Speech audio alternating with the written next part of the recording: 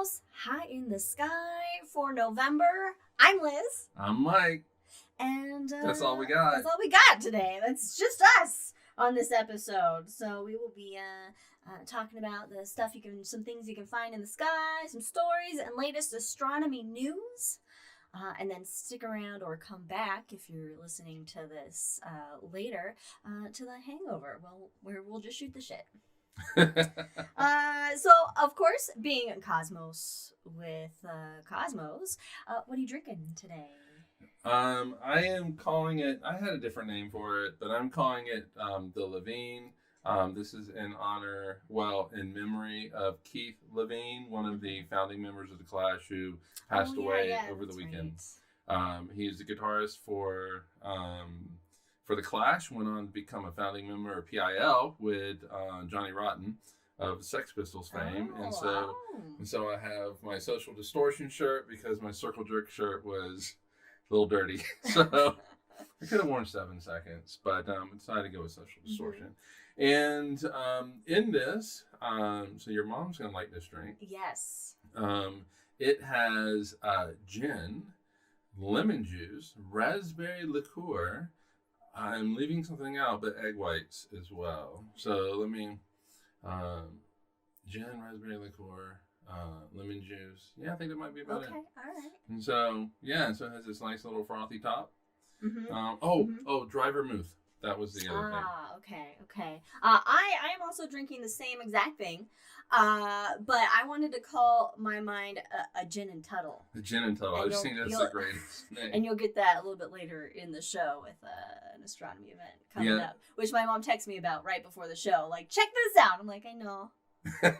I'm gonna talk about it. Yeah, my original name was the Tidal Disruption event, which is also in the news. I was also gonna call mine the Red Wave.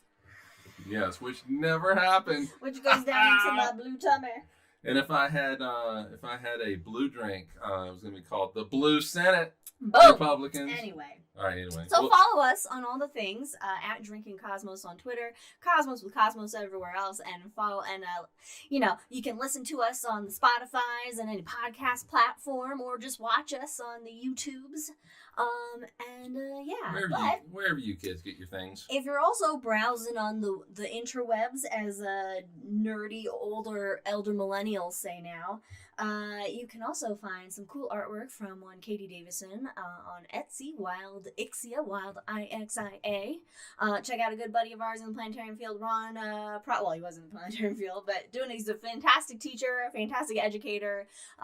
The Mr. Proctor show is really fun, outgoing, fights for the people, and supports the youth of tomorrow. And of course, if you're in Iowa, near Nebraska. I did it, Jack. If you're in Iowa, check out the Rolling Bluffs Planetarium, rollingbluffsplanetarium.com, and get a show by the awesome, amazing Jack. Anyway, rules for the show, as always. If you hear some dogs barking, take a drink. And if we get nerdy and make any Star Wars or Lord of the Ring references, also take a drink. All right, time to get, as I like to say, high in the sky. And I can give a dramatic or comedic or just stupid is what it usually is. Pause. I'm gonna take it. Oh yeah, when the pause happens, you know that something's coming, and it's just always genius. And you just wait. All right, so planets. If you go outside in the evening time after the sun is set, because the sun obviously obscures the rest of the space views from us being so goddamn bright. Yeah, well, that in the atmosphere, yeah. Yes. If you go out at night, of course, there's a whole treasure trove of sparklies up there that you can is that the official term? Yes, sparklies. Sparklies. There's sparklies in every scientific publication. Sparklies. Henceforth, they are now sparklies. Sparklies. As decreed. And there is a very bright sparkly on the southern horizon. Now, you need a pretty clear horizon to. It's that way, by the way. We might be that way then. Fomalhaut? No, I'm No. just saying. It's a star called Fomalhaut in the constellation Pisces Austrinus, so the southern fish. And it's the 18th brightest star in the sky. And there's no other bright stars that are kind of near it, so it has a nickname of being the lonely star. which I think is kind of sad. Yeah, but it really sticks out. So It'll stick it out. being lonely, though, Yeah. you can really spot it. Yeah, it's twice the mass of the sun and 16 times more luminous than our sun, and it's about 440 million years old. Okay, so it's a very young star. 440 million? Yeah. 220 million years ago, the dinosaurs were just popping out. So, well, that's what it said. 440 No. million. I'm just saying, it's like, that is really recent. Uh-huh. That is really recent.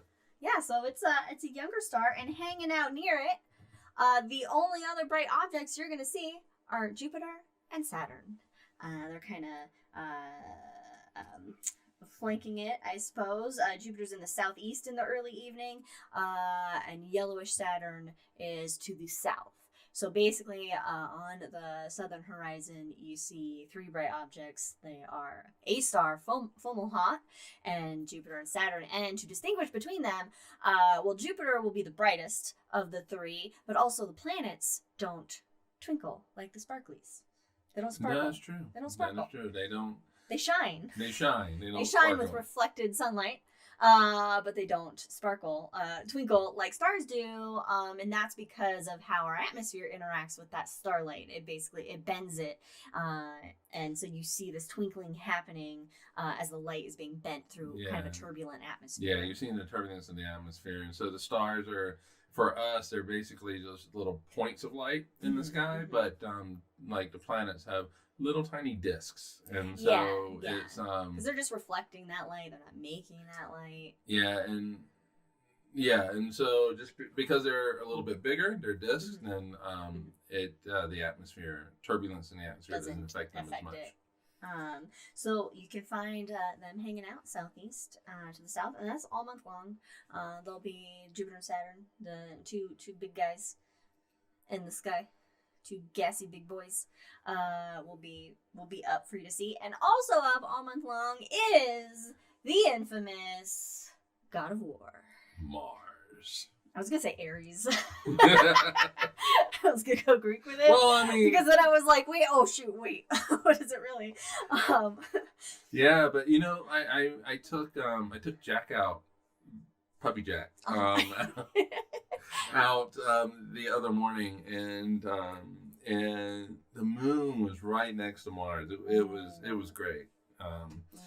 So it was just a thumb separation between the two, and nice. It was it was kind of cool. Yeah, so Mars rises in the early evening, mid-evening, and it's bright right now, but it's going to be getting brighter as it gets closer to us. It's coming to say hi, not literally or physically in any way, but it's just it's getting closer to us, and so then it brightens. Yeah, and what do we call that? Opposition. Yeah, when it is directly opposite the sky from the sun, it is called. And that opposition. happens on December 8th. December 8th is when opposition will be. Yeah, but actually, I think it's a few days beforehand, or it's like November 30th is when it's actually the closest to us and will be at its brightest, is what I had read. But then I was a little confused on, because it was like a few days before opposition, it will actually be at the, and I was like, I don't know. Yeah, I'm gonna have to look at that. So yeah, but anyway, so December 8th is when opposition is, and it'll be high in the pre-dawn sky. So what's it gonna be? High in the pre-dawn sky. So if you're up in the wee. So basically, when the sun sets, Mars is gonna rise on December 8th. And so, yeah, looking forward to that. It's cool. And if you actually look at it through a telescope, it'll be the best time to look through it. Through a telescope, because you'll actually be able to see, like, kind of greenish. Well, there's gonna be darkish little markings. Areas on the planet surface. Yeah, and so and that got Percival Lowell into believing there were aliens and shit. But, yeah, the canales. The canal. The canal. Oh, I'm sorry, Federico. I apologize immediately for this. I'm gonna do it again though. Canales, which he thought were ancient canals that were structures built by some intelligent Federico's species. never watching us again. I have to work with him. And then I would make the joke in the planetarium. I'd be like, not cannolis. That's a delicious Italian treat. Yes, and I am part Italian, so maybe I can get away with it. Maybe. I don't think that's how. No, I don't think that's how it works. All right, there we go. Thank you, Federico. So another event coming up is a meteor shower, the Leonids. Hey. And this comes from the comet 55P Temple Tuttle. Gin and Tuttle. Oh yeah. And so we're passing through the debris of its tail, and it's called, these meteor showers are named after their specific constellations because that's where it appears the origin point is for these meteors. It just looks as if it appears from originating from that constellation. So the Leonids will appear to be coming from Leo the Lion. And for meteor showers, of course, in the midnight hours, really dark skies, and you just want to kind of look up and not really focus on anything. Right. You can catch them easier, kind of almost like using your peripherals, like when you have to look at when you look at Andromeda Galaxy, which is up now in the sky in the constellation of Andromeda. When you look at it through a telescope, and you don't have to have like a Hubble to see it, really. Actually, you just you can see it with like our. You really don't need like a 10-inch telescope, Yeah, a pair of binoculars will show up pretty well. Yeah, and so it's actually easier to spot it, not looking directly straight on at it, but actually just look a little bit to the side of it, and it'll resolve better. Yeah, it's called averted vision. Yeah. Did I tell you about the because you're bringing up meteor shower? Mm-hmm. Did I tell you? Okay. All right. Two things. First, if you're gonna watch a meteor shower, it's always best to watch it after midnight, like Liz said.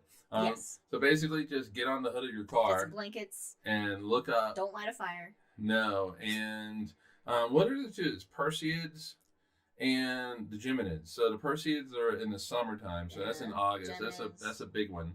And then the Geminids in December are really big as well. But the Leonids, they can produce an average of like 15 meteors per hour. I mean, this varies, of course, like when the event's actually happening, but this on average, the moon is going to be about 36% full. So that's gonna kind of obscure it a little bit. But what's interesting is every 33 years, the Earth actually passes through a denser part of that tail, and so they actually become more vibrant. There's more meteors per hour. Is that this year? No. Oh, okay. Not this year. But 36% brightness. I mean, the moon's rising. What? Maybe like around 3 in the morning ish. Yeah. So you still have a few hours. Yeah. Did I tell you about? I think I did, but did I tell you about the bolide that went through the atmosphere, obviously because it's bolide, but hit this dude's house in California and like burned it down? That was the other day, right? Yeah. You mentioned it, but... Yeah, so, all right, this is not going to happen. Now watch it happen. But this is not going to happen. So there was kind of a big chunk of rock. And, I mean, it's not really that big. Maybe baseball size, really. Baseball space rock. Maybe a little bit bigger. That actually went through the atmosphere, and people all through like California and parts of the West saw it, and it hit this dude's house, and it burned it down. Where did I tell you it was? It's somewhere in Nevada County, California. And so it burned the house down. He said if it had been 30 feet closer to him, it probably would have hit him or something. So it was really close. He called it a burning basketball from the sky. Burning basketballs from space. Yeah, some guy just throwing You know what's burning interesting is basketballs that down. nobody has ever been killed by a meteor impact. There's been some injuries. Oh, yeah. But there hasn't been a single meteor that's like hit somebody. No, and killed them. there is a myth, a legend, whatever, that a meteor killed a dog. And that it hit a dog and killed it. I don't believe that. But in the 1950s, I think it was the 50s or the 40s or something, the lady who got hit by it came through her house, bounced all through her living room and hit her, and they showed this like huge ass bruise on her. Down. Yeah. Was it like was it on her leg or was it kind of? Anyway, she got hit by it. She got hit by a switch rock, and I'm sure they took that rock away. She could have had $1 million for it. Man, I would like to point out Jack's comment. He has an old school dial radio to listen for the fits of the micrometeors burning up in the atmosphere. That's cool. I should have put my hearing aids in. What did you say? The listen for the what? The like the fits. I can't hear that. You can't hear me say that? No. Fits. Okay, I heard that like a little bit better. You know, like a. Yeah, I thought about putting my hearing Okay, aids in. you should put them in. Anyway, micrometeors burning up in the atmosphere. That's cool, Jack. It's like when there used to be static on TV, you know, and once I found out that like 3% of that is Big Bang, left over from the Big Bang, I'm just like, it's like, okay, the static's cool to watch now. It is, and you know, especially like if you're like high or drunk or whatever, then it just like takes on. So, like in the 60s when Timothy Leary is saying, like, tune out, you know, he's watching the Big Bang. That's all he's wanting. That's what the Poltergeist girl was saying. So when she said they're here, she was like, the Big Bang. Yeah, exactly. My dad would like to comment on my shirt. My dad says Pluto was never forgotten because it never went away. And that's very true. Dad, Pluto did not go away. It did not go away. It's still thriving in its spot in our solar system. Doing its thing as a dwarf planet. Yeah. And, you know, it'd be great if, like, Jack or Federico could respond to this. But, all right, so in a planetarium show, in the planetarium community, like, okay, so when they demoted Pluto, people got mad at me. How dare you? As if I was involved in the decision. Yes. And I told people, I'm like, you know, I agree with it. However, I did not vote. On this. And, you know, really, don't be mad at me. You know, call your congressman. But you're the planetarium guy. You control the cosmos. Yeah. All right, moving on to some constellations. We have, which is something I never actually really ever talked about in the planetarium, and wasn't, I guess I never really knew that much about it because I don't think it's that prominent of an asterism to see. Oh, yeah. And that's the winter hexagon. And so the winter hexagon is made up of some bright stars in the sky: Capella, Aldebaran, Rigel, Sirius, Procyon, and Pollux. 6. So Capella is in the constellation of. Do you remember? Wait a minute, who? Capella. Orion. That's right. That's right. The weird eagle. Aldebaran in Taurus. Rigel in. God, I can't remember. Rigel? Orion. Yeah, that's what I was thinking, but I was like, my brain is not Sirius and Canis Major, Procyon, and Canis Minor, and Pollux and Gemini.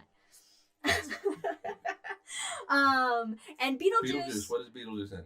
Orion. It's his armpit. So Betelgeuse is within the hexagon, actually. So it'll be very bright inside of this hexagon of bright stars. What does Betelgeuse mean in Arabic? It's an armpit. Armpit of the giant. Yeah, armpit of the giant. Very literal. Okay. Everybody was so upset about Pluto. It's like, holy crap, there was so much connection. All right, so for everybody who's just watching this, Um, in the chat, amazing. How many people were so upset about Pluto? Everybody, kids. Jack's students wanted to lead protests in Geneva.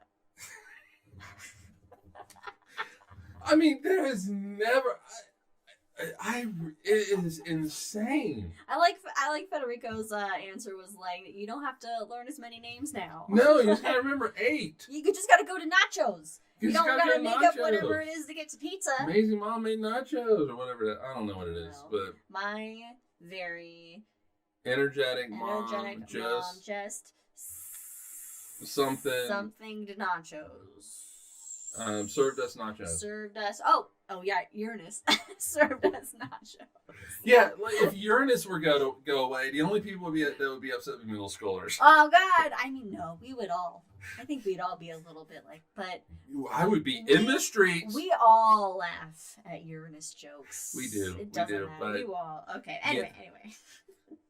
This is great. Let's get back on track. Let's back on track. The winter hexagon, and Mars. Will also be inside of the winter hexagon, so you can use Mars or the winter hexagon to find Mars. And then you can do a little comparatology work and just compare the colors of Mars and Aldebaran and the winter sky has more of the brightest stars in it. It does than any other season. And you're able to really just see those colors. It's very colorful. It's very colorful. Beetlejuice. When people say Beetlejuice is red, no, it is like a brilliant red, and it's That was a red giant. It is a red giant, but it's pop close on out to of us. here. Yeah. Hopefully soon. Oh my gosh! Come on, Beetlejuice, explode! And so when Beetlejuice dimmed. Oh yeah, everybody freaked out. We were all excited. Is this it? Is this it? Is this? Yeah. I'm gonna go out every night and look at it. And for those of you that need a little bit more context, Beetlejuice is a red giant. It is running out of fuel. It's gone through its life, exhausting those fuel sources, and eventually it's gonna hit iron in its fuel making. But iron, it doesnand release energy; it consumes energy, and so as basically these stars start eating themselves. And it causes you lose this balance between the outward force of gravity, inward force of gravity, and the outward push of radiation, and then gravity will take over and bam. Yeah, and it is really it's a really fast thing. So basically, it starts converting iron in its core. And like Liz says, it absorbs energy. Yep. It says, give me some energy. And so all of a sudden, the radiation gets turned off, and it's just gravity. And gravity just pulls that star in. And it rebounds off the core. Mm-hmm. You get this shock wave that just destroys the star, destroys the planets in the solar system. If there are planets, which there probably are. And just really lights up our sky. And if it's really close to us, which we've talked about, it actually can impact life on Earth. Mm-hmm. But Beetlejuice is far enough away. But Beetlejuice, when it does go supernova, and these supernovae are type 1A supernovae, right? Yeah, I believe this is type 1A. It will be as bright as the full moon in the sky. Yep. So we're going to notice it. And I hope I'm here for it. But chances are we will be long dead by the time it Yeah, but it's gonna happen relatively soon. And when Liz says that it's gonna be bright as the full moon, what that means is you can take a book outside for you guys who don't know what books are, they are these things that actually have paper in them which I don't actually do, but because I have a Kindle, but you can open it up and turn the pages. Your mom loves that. But yes. Your mom would be able to go outside on a moonless night and read from her book. It'll be so bright. Thanks to Beetlejuice. So that's... I really hope that happens in my lifetime. Oh, God. I'll probably be blind. It won't. But, I mean, if Beetlejuice, it's 600 light years away, though. So... for us to see it, it would have had to have happened like 600 years ago. Now, that being said, say it literally supernovas right now, we won't see it for 600 years. Yeah, and now that 600 years, let's put that in perspective. When you go out tonight and you look at Betelgeuse, the light that enters your eyes left that star before racist Columbus bumped into North America. So, and basically just created this entire nightmare for Native Americans. Yeah, and so it was before North America was discovered by Southern Europeans, because the Vikings actually ran into it many years prior. But other than that, and I know I bring this up every time we mention shit like this, but that's one of my favorite parts of astronomy is looking. Looking. Your eyes are time traveling. You know, that's a great way of saying it. Even looking at the moon. You're looking at it like 1.25 seconds ago. Yeah. We have completely gone into hangover, I'm sorry. No, it's fine. I think it's good informative stuff for a High in the Sky, because now you have more to think about when you find Betelgeuse outside. Now you can think about, are you gonna explode? Yeah, we'll see next year. Yeah, Mom. So the question is, but what if it happened 559 years ago? Well, we'll see it next year. Yes, it'll be next year. All right, so speaking of, Betelgeuse is the armpit of Orion. Orion being a great hunter in Greek mythology. And normally I like to talk about Orion like a little bit more towards wintertime, because it's up earlier in the evening. But I think that Orion is maybe in the northern hemisphere, strictly speaking, and maybe even the southern hemisphere, because it gets a lot of like screen time and everything. It does get a lot of but I would say it's the most recognizable known constellation in the sky, because it's made of such bright stars that form a really kind of distinctive pattern. Yeah, it's that iconic belt. It's the rectangle with the belt. Yeah, we're drawn to seeing patterns in a nice straight line like that. A fairly straight line of bright stars ends up drawing your eyes, and then it's also surrounded by its other stars like Betelgeuse that are bright, that kind of can form various easy shapes, and it stands out. Yeah, I always said it's one of the real few constellations, probably maybe like 3, that actually look like what it's supposed to look like. Yeah, it does. Like a guy's got his bow, he's got his shield. You can literally see the bow.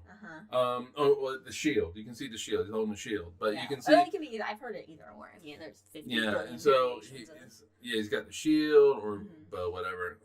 And you can see his head and his other arm, and it's great. It's awesome. But of course, Orion is Federico says Orion has the layout of the typical Italian mocha coffee machine.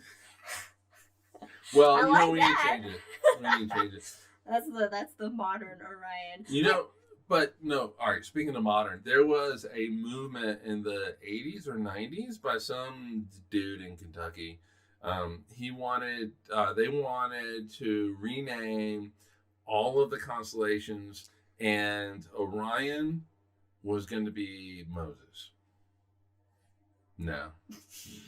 I mean, it's like, dude, seriously? I mean, Orion is the most prominent one. You can go with Moses. You're not going to go with Jesus, who's your man? These aren't just American names for the constellations. These are worldwide name designations. Let's be honest, though. Let's be honest. Most Americans think that they're the only thing in the world. That's true. And we named it Orion because we like Greece. We know all about it. And Americans are like, you know what? I don't know what accent that Federico's going to be like, fine with this. Federico, yeah, America, right? I mean, Italy is part of America, right? No. Well, I do have what actual real Americans have seen some of these constellations as, because... I like how you say real Americans, because I have read the notes, so I know what's going on. Yes. Those that have been here long before the white man arrived and gave them all smallpox and then celebrated with a feast that we're about to have in a couple weeks. But Native Americans and cultures all throughout the world, we have, like the written records going back to Babylon and Assyria of, interpretations of the night sky and making those patterns and connecting the dots and making pictures that are relevant to explaining your way of life and your culture and the world around you, which is what the primary purpose of constellations are. It's a way for people to explain the world, explain their place in it, while also serving as, timekeeping tools and tools to actually survive in the world. Right. But to be clear, for modern astronomers, they're nothing more than basically lines on a map. They're like state maps for the US or if you're in Europe.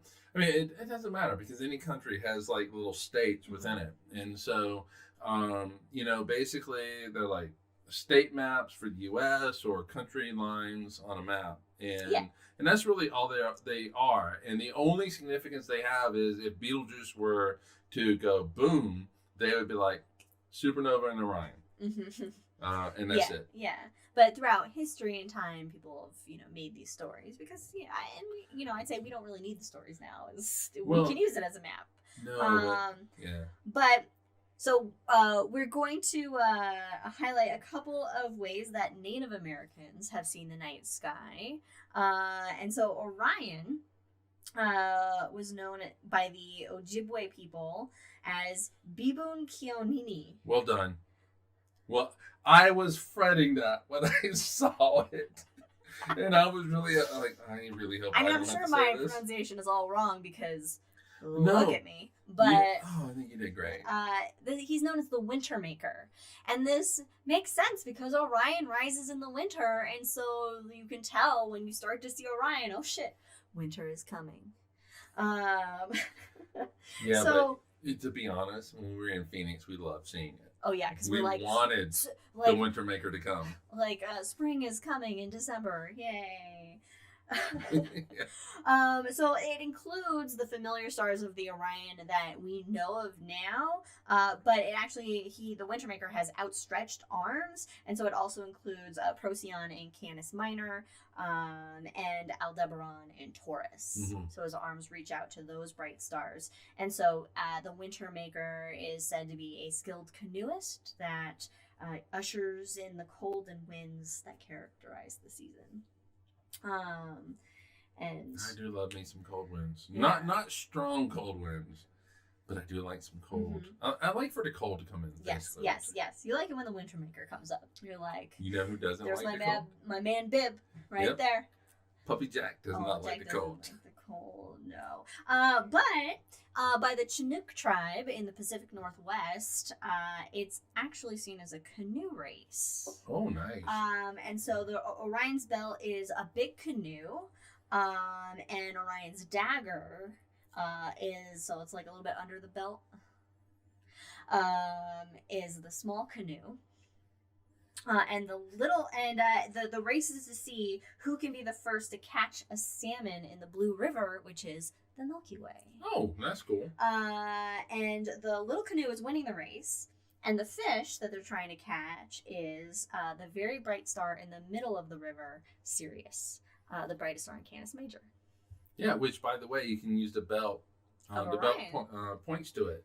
So the belt actually points to two stars. So if you go to the south and east, it is Sirius, the brightest star in the night sky. If you go to the north and west, it is Aldebaran, the eye of the bull. That's my planetarium show for today. There you go.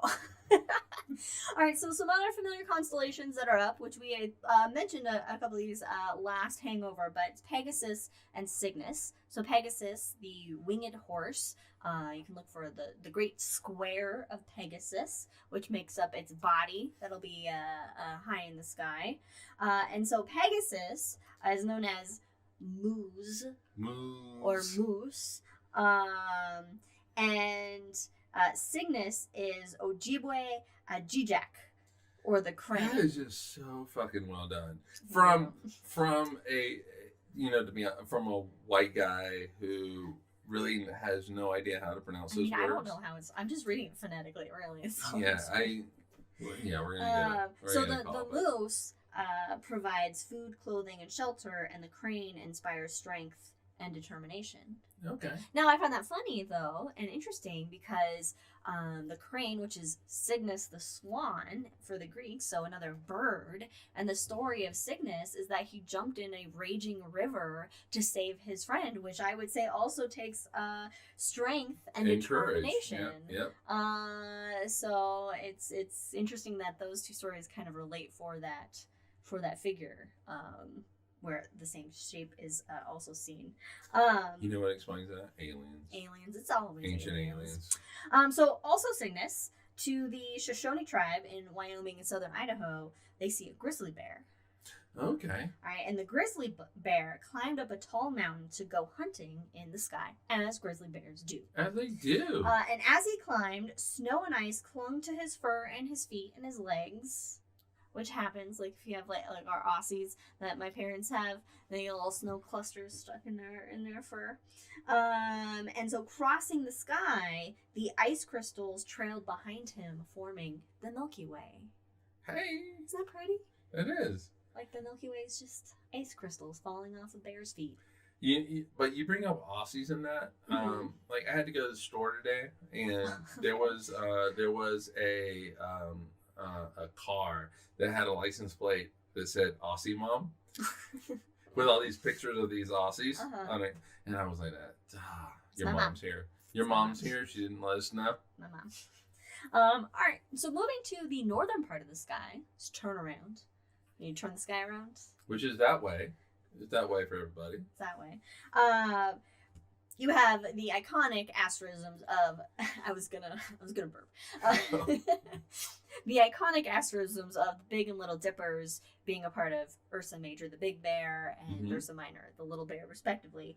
And to the Meskwaki and Iroquois tribes in the East Coast and Great Lakes areas, they're seen as the bear and three hunters. So the bowl of the Big Dipper form a bear, and the stars of the Dipper's handle are the hunter. And the tiny star near the elbow of the handle is a small dog named Hold Tight. The dog's name is Hold Tight. Our next dog is going to be named Hold Tight. Our next dog, which will be a German Shepherd Corgi mix, is going to be called Hold Tight. Hold Tight. And so in the autumn, when the Dipper's low to the horizon, the blood from the bear's arrow wounds drips on the trees and turns them red and brown. Yep. It's sad, but also it's very poetic. It is very poetic, and we have a friend of ours that is in a Planetarium community that we're associated with, Liz and I, that Joe, that actually did this as a story. Oh, okay. And I think it's in, like, we could download it and all that kind of stuff. And so, yeah, but, I actually do prefer where the bear's not being hunted. Yeah. And so there is the whole thing where in the fall and winter, for us here, like, especially like in Oregon, if we were, say, to move to Washington or something, it's even lower. No, actually, it's going to be a little bit higher. For Federico, it's actually lower. But, and so it's like in the fall and winter, it's very low to the northern horizon. It actually dips a lot below the horizon. Yeah. And it's like, it's hibernating. Like bears do bears in do. the wintertime. A little bit. And that way nobody kills a fucking bear. Yeah. But, I get it. I get it. That's what they do. That's what they had. It's part of the culture. Now, for my favorite Native American this is yours. Story, we're going to go back over to Taurus the Bull, which is hanging out near Orion the Hunter. So the very iconic belt of Orion, as Mike pointed out earlier, to like up into the east, west, up and to the left. You'll hit the reddish orange star Aldebaran. It's to the right. As to the, I don't know how. Yeah, I guess it depends on. All right, we've trying had to drinks. simulate the No. sky. All right, so we're facing south. Wait a minute, hold on. Just this is go, Orion. Just follow Orion to the that way. And so it's to the right. It is to the right. It is to It the is right. to the right. You're up. correct. It's Up to and the to the right right. Aldebaran, and he's in the star is in this cluster of stars that looks like a V, which is the face of Taurus the Bull, and that's a star cluster called the Hyades. And then more to the right, there's a little star cluster that looks like a little mini itty bitty dipper, a micro dipper, if you will, and that is the Pleiades. What? Wait a minute, why does that sound familiar? Oh, Subaru. The logo too. Subaru is the Pleiades star cluster. The seven sisters. Subaru is Japanese for that. And the Western Mono tribe in Central California, they call the Pleiades the seven onion sisters. Yeah. And so the tale goes that there are these seven sisters, and I thought they were wives. well, there are wives, but they're also sisters, okay. but they're not sister wives. Mormons ain't gotten there yet. We're coming. But they all live together in the same tribe, right? So there are these seven women who are sisters, and they are cooking onions because that's all they have to eat right now.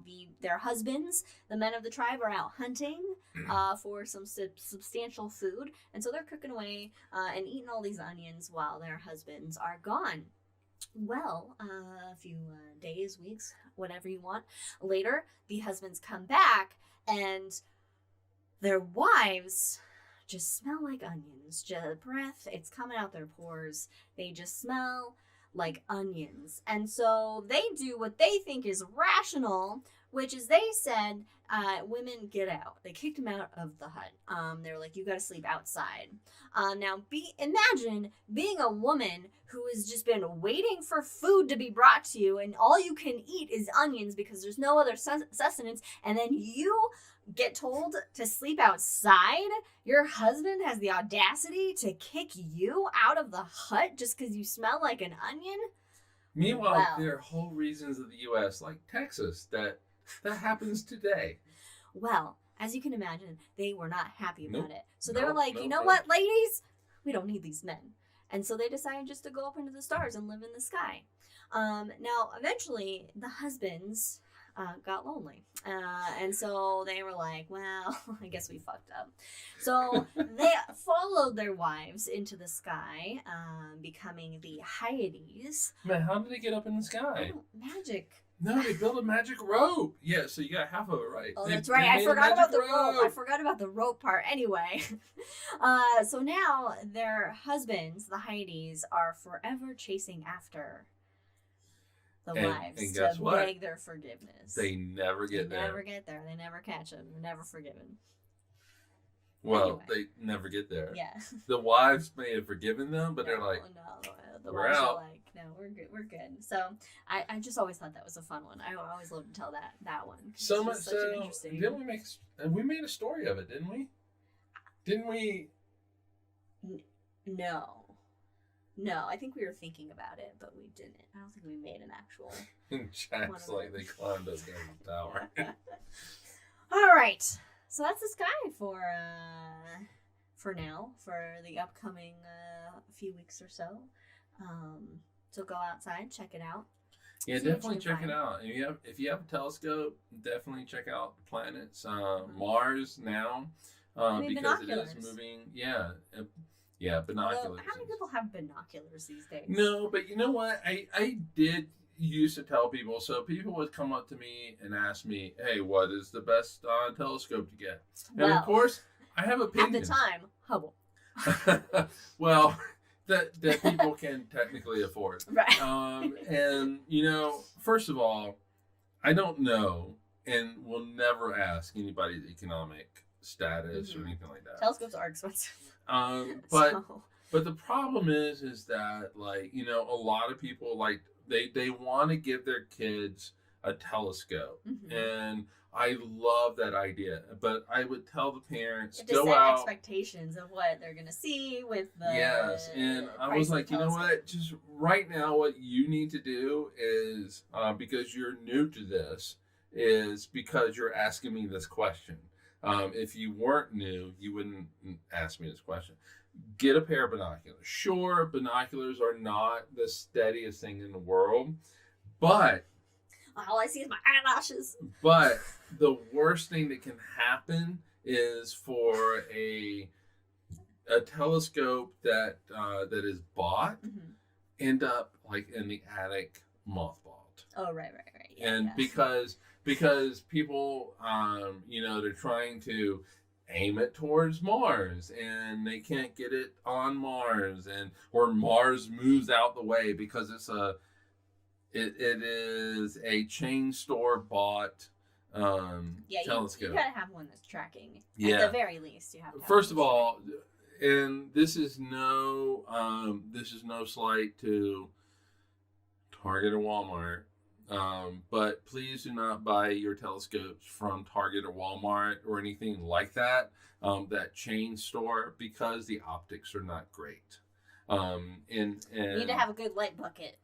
You do need but that light bucket, I mean, you can have a 20-inch telescope, but if your lenses are shit, then it's meaningless. Yeah. It's meaningless. And so the reason why the telescopes are so cheap, or inexpensive, I should say, at some of these stores is because of the bad optics. And so, don't buy them from there. Get your sweatshirts from there. But whatever. And I gotta say, it makes the stores look pretty bad. Bad optics.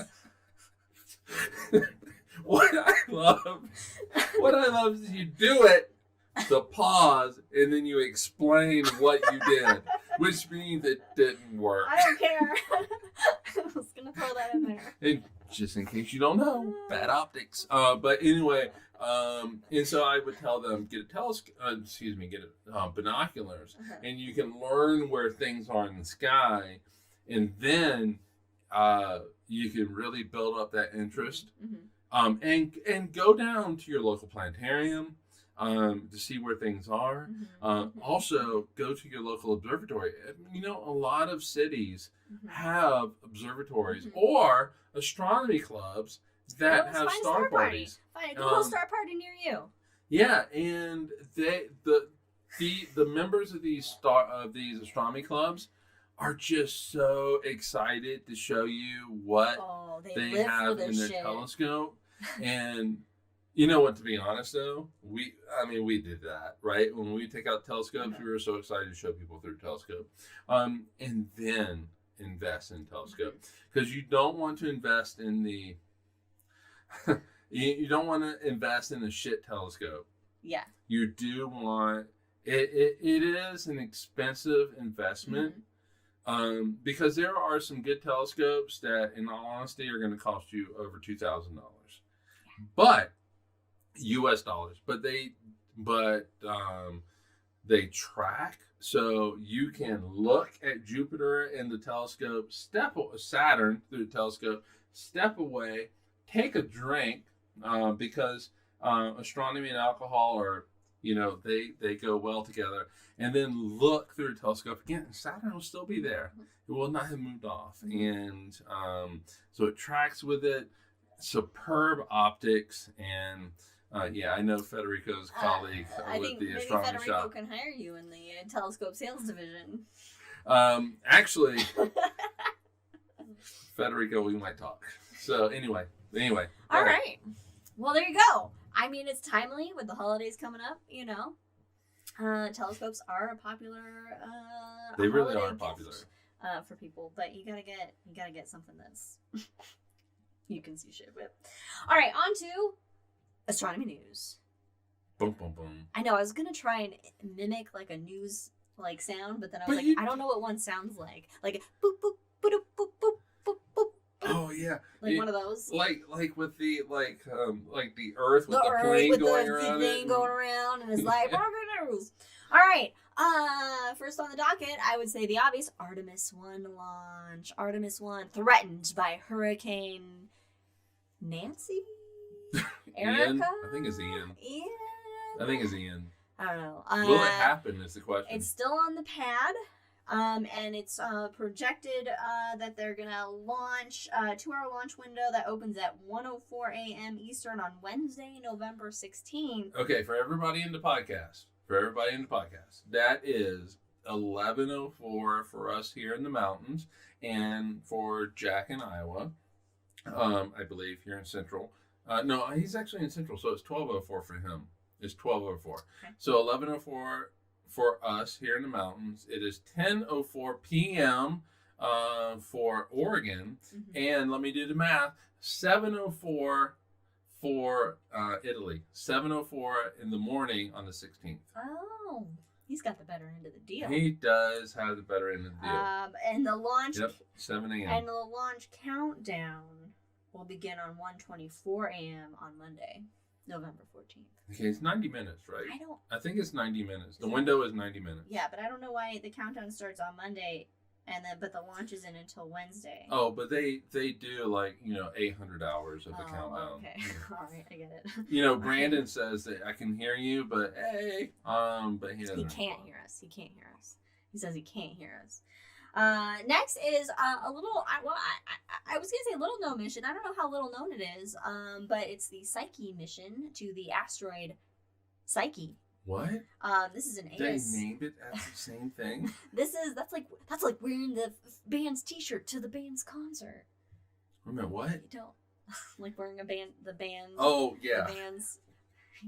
Anyway, no, I completely get that. I just didn't hear it.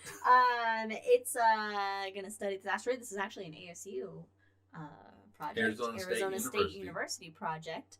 I'll claim it as my alma mater then, in that terms. But it's been delayed. It missed its flight launch window. And so because of some programming, its flight software issues with, its flight software wasn't done on time or something. You know what I mean? Digital. But as a result, that has unfortunately delayed the Veritas Venus mission to 2031 at the earliest. Which isn't too far away, but still. I mean, it's hot. It's hot there. Do you really want to go there? It's hot. I don't want to go. I want to send metal. I want to send robots. You want to send metal. Metal. Metal that can t-shirt. Take pictures. I want to send metal that takes pictures. I want to send metal. All right. In other news, sorry, I gotta adjust my nose piercing here. All right. A black hole has said hello. Hi. It's made its presence known to us for the first time. Nice. Welcome to the universe. It's in a dwarf galaxy that's 1 million light years away, and it just shredded the fuck out of a star.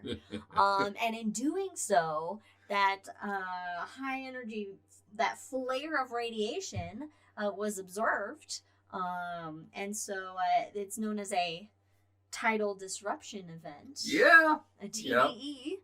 Yep. And the Young Supernova Experiment, YSE. It's an astronomical survey that detects short-lived cosmic events like supernova explosions, and it detected it as the black hole first began to devour the star. Nice. This is very Halloween. I know. Well, this black hole is around. This is a big gap. It is a big gap. 100,000 and 1 million times the mass of our sun. But to be fair, it is based on a very small number of observations. Yeah. And so you do need more observation because that's how fucking science works. It's how science works. Yeah. Basically, it's a mid-sized black hole. In a dwarf galaxy, and there's not really enough known about really the evolution of supermassive black holes. So this is going. The studying this can help astronomers kind of maybe study further into how supermassive black holes form, because the current theory is that, or hypothesis, I don't know, it's a hypothesis as point. these dwarf galaxies are merged or swallowed by, galactically cannibalized by, larger galaxies, then these mid-sized black holes within them cannibalized each other and then growing in mass. And it's like a chain process of mergers and shit that then form these supermassive black holes. Right. So, Now, I'm going to say that if it really is 1,000,000 times the mass of the sun, you're really on the low end of supermassive black holes. 100,000. No, they're not claiming this to be a supermassive black hole. No. They're saying it's a mid-sized. Yeah. Right. But I'm going to argue that 1,000,000 times is like, you're skirting. You're kind of close. You're kind of close. You're already there, basically. It's like one more taco. And it's like a 1980 definition of a planet. It is. It is, hey, how I'm feeling for the day. Right. Well, and that's why getting these observations are important, because really there's not a lot that's known about, I'd say, black holes, because of the possibly one of the hardest things to study in the universe. Given that light is what we need to study shit with, and they don't give it off. So we rely on, a black hole devouring a nearby star, and these other kind of black holes merging, and these other events that take place in order to learn about them and try and understand. So with black holes, you don't see the black hole. Yeah, you see the effects. Yeah. And nowadays though, you can actually see the event horizon. But you see the effects of the black hole. You see what? Something funky's going on over here. There's some weird gravity shit. And even seeing the event horizon though, it takes a lot of computing power and all that. Next on the docket, we have fat neutron. We got fat neutron, everyone. Fat neutron. Now, it's an American neutron. When I saw that in the notes, now. Okay, so this is what happened to Jimmy Neutron after 40 years. So High in the Sky, this is led by Liz, so she comes up with the notes. Next week I'll come up with the note. Well, the next one I'll come with the notes for it. But I read this as like fat neutrons. I'm like, holy shit! Is there new physics? Did they discover some shit with a neutron? No, but anyway, go ahead. Way to really sell up the story just to immediately just deflate it at the end. No. Could it be this amazing thing? No. But let's tell you about it. No, this has got some cool fucking physics to it. It's got cool shit that I don't understand. It's an overweight neutron star, which means it's a neutron star that has more mass than it should have to not collapse into a black hole. Right. Yeah. Right, and so in physics, fancy physics, man, everyone, take it away. There is going to be a shot dedicated to this. I don't know if it's come out yet. Chandra it's out. It's out. Okay, so there was a physicist from India who came up with he used general theory of relativity to basically define how big a white dwarf can be, how big a neutron star can be, and how big the minimum mass that a black hole can be. And so they discovered this neutron star that is actually bigger than it's supposed to be.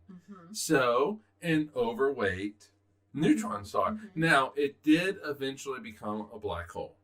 Yes. Well, let me get to the story. Okay, Gosh, it's called a hypermassive star, produced by the merger of two smaller neutron stars. So two smaller neutron stars were that, boop, and they created a neutron star that was too big. I was like, wow. And so normally, immediately, it would turn into a black hole from this merger. However, this fat neutron was like, I'm gonna stick around for an extra second. Yeah, but if for that extra second, that extra time, it actually was in view for more than a day. Yeah, that before extra it faded day out of sight. is like, so something that would happen instantly was like, give it 24 hours. But it isn't. It's like the age of the universe for a black hole. Yeah. But anyway, go ahead. Go ahead. A possibility of what happened is that the star was spinning so fast with such immense magnetic fields that it delayed its collapse, kind of like how when you spin a bucket full of water, that centrifugal force keeps that water in the bottom of the bucket rather than spilling out. And so the sightings were made using NASA's orbiting Neil Gehrels Swift observatory. Sure, go with it. Gerbils? No. Oh, wait a minute, what? Gehrels. I just realized gerbils is not a thing. No. Oh God, that's a Nazi. No, I thought of like a gerbil, like a yeah, okay, gerbil, right. like a little creature. And so we detected the initial gamma ray burst coming from a galaxy that's 10.6 billion light years away. 10.6 billion light years away. That means it happened 10.6 billion years ago. The universe is only what, 13.8? That's like, yeah, that's early universe shit. So what is it? Early universe shit. This is high in the sky. So that made the first initial observation, and then a robotic observatory, the Liverpool telescope, which is on the Canary Islands, it automatically swiveled. It's like, oh, hey, something's happening over here, guys. And it revealed the signatures of a highly magnetized, rapidly spinning neutron star. And so, this can help study like neutron stars more, because really the interior of neutron stars is supposed to be exotic matter, meaning we don't that's pretty much it. It's made of something and it's in space, so it's exotic, like it's cool. Yeah, so it's hot, it's not cool, it's hot, it's exotic. Yeah, Kip Thorne wrote a book, Black Holes and Wormholes? Something like that. There was, I have it. It's downstairs. But anyway, he basically is talking about how wormholes can stay open and you need exotic material to do it. Oh. And he told you, in the book, he literally says, that means we don't know what it is. It's something it's like, that we don't know what it is. It's like and we dark don't. Energy. Yeah. And dark matter. Like it's a. So if you ever see exotic in physics, that means they don't know what it is. So neat out there. Last article, last bit of news for the day is that scientists have discovered one of the oldest planetary graveyards in the Milky Way galaxy. And I love an old graveyard. Why couldn't they not have discovered this earlier? When was Halloween? 2 months ago. It's a cool white dwarf polluted by planetary rocky debris. So basically you have so is Earth. So you have basically when the sun runs out of fuel, it's not going to make iron. It's not that big. It's not going to explode. It's just going to like run out of fuel and then just die. Its death, where it expands out to about the orbit of Mars, fluffs off its outer layers, and you're left with the core radiating away. Its leftover energy is a white dwarf. Which is about the size of the Earth. About the size of the Earth. And so what they found is a cool red-hued white dwarf about 90 million light years away. Which means it's pretty cool. That has planetary debris that's polluted with planetary debris. And it's about 10 billion years old. Okay. Still, the universe is only 3 billion years old at this point. Yeah. And so white dwarfs, because they're not making their own energy anymore. They're not making light. They're just radiating away. They're left over. All they do is cool. They're basically slowly cooling down. So when astronomers find a cool white dwarf, it's relatively old. It's been cooling for a long time. I did not get the actual temperature of this white dwarf. Which but they said red. They said red. So it's only, we'll say, like 3,000 degrees. So it's cool. I mean, the surface of our sun is 10,000 degrees, but the core is like 24 million degrees. Right. And so cool is relative. Yes. Here. It's very relative. So basically, these white dwarfs, they have unusual colors and brightnesses compared to other white dwarfs. Like one, again, is unusually red, and the other one of them is unusually blue. The bluer one is about 9 billion years old, so it's a little bit younger than the red one. And so basically by kind of studying these white dwarfs and that debris around them, they can figure out the composition of that debris. So whereas the red star's planets, which the star is 1 billion years older than the blue one, it had a lot of the blue star, it had its debris field had a lot of components that were similar to Earth. So it was like, planets that were in similar composition to the Earth. So a lot of iron, carbon. Yeah, iron, carbon, probably nickel, just stuff that makes up the Earth primarily. Whereas the red stars had kind of like more of a mysterious composition of debris where there were high amounts of potassium and lithium. Right, so those are in the lower end of like atomic weights, and so by the time that the star died, there just had not been enough of the heavier elements created in the universe at that point, because we're only talking like what 3 billion years, 4 billion years after the Big Bang. And so you need that time to build up the nickels, the iron, the carbon. You'd have more of these gassy planets. And so, it would have been so you like would see that lithium and that potassium and stuff. A lot of bananas. Which have, what do they have? They have positrons. Positrons. They're radioactive. Sort of, yeah. But they have positrons, antimatter, anti-electrons. So I think that's just really cool. It's like, basically, these are former stars that ripped apart their star systems as they died, and now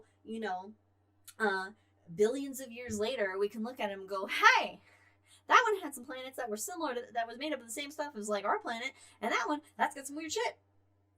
Yeah, well, I mean, it's another, and it shows then that by the time this blue or white dwarf, like in its formation, like there was enough time had passed to have more of heavy metals, versus the one that's just 1 billion years older. That billion years showed that more heavy metals had infiltrated, had been present in the universe. Which is another like feather in the cap, proof, whatever. It's not really proof, but you know what I'm saying. Yeah. That our understanding of how the universe should work is actually how it's working. How it's working. The physics is so far, it's proving itself. Yeah.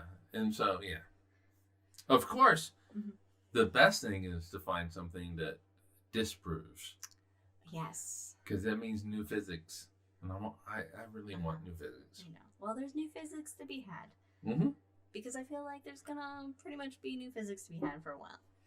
Well, yeah. I mean, we have to unify quantum and gravity, so there's got to be new physics. Every time we think we're done, we're like, we figured it all out. Then it's like, oh shit, we don't know anything. Start it over. All right, so. All right. That's it. That's all we got. We've gone the highest in the skiest that we've canist in this episode. I love how you did that. Thank you. So joining us on December 4th.